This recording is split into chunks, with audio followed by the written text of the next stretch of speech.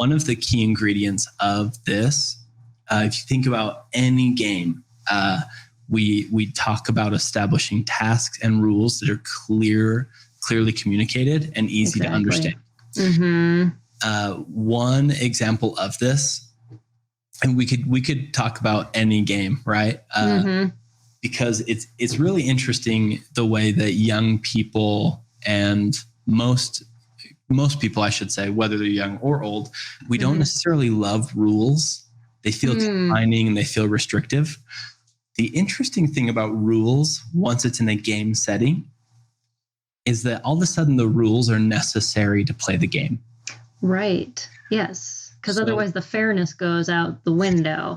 And you want what you're doing to be, as effective as it can be. And it's got to be fair across the board with everybody else. And 100%. So there's some sort of comfort in that. Yeah. Yes. There's comfort in that. And it's actually what makes the game fun. And so the more that kids play games, the more they'll resonate with this. But you try to guide your kids through a game of capture the flag where there are no rules.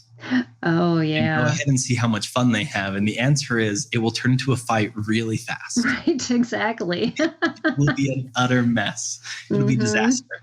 And so we need to do the same things when we're setting up these types of experiences and challenges for our kids and our teams, is to set up clear tasks to be accomplished, clear milestones, and rules for accomplishing them.